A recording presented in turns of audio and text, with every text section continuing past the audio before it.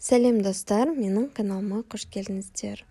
Бүгін сіздермен Pinduoduo сайтынан заказ берілген заттарға распаковка жасайтын боламыз. Ал бастайық. Ең бірінші болып ашып жатқан затымыз, әр заттың сайттағы суретін салып қойған болатынмын, салыстырып көрсеңіздер болады. Бұл бізде фруктовницада, торницада, яғни кез келген затты сала берсеңіздер болады. Материалы темірден жасалған және де бетіне қоятын стеклянный ыдысы, яғни подставкасы бар.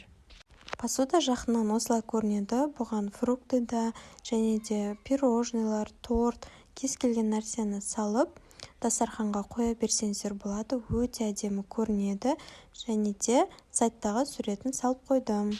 Pinduoduoдан заказ берген келесі затымызға распаковка жасайық. Бұл бізде кілем тазалайтын щеткалар.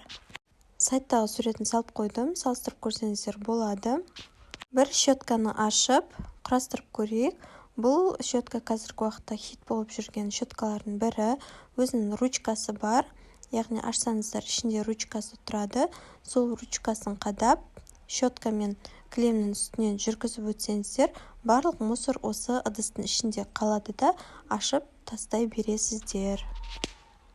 Енді біздің келесі затымызға распаковка жасайық.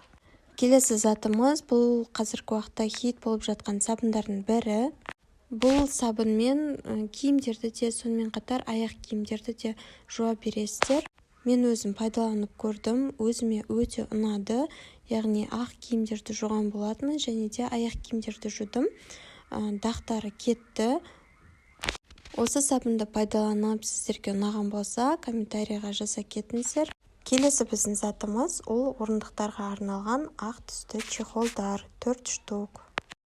Келесі біздің келген затымыз бұл яғни рубашкаларға, футболкалардың қолтықтарына кигізіп қояды. Жалпы саны 50 штук. Осымен біздің распаковкамыз аяқталды. Осы видео ұнаған болса, менің каналыма тіркелуді ұмытпаңыздар.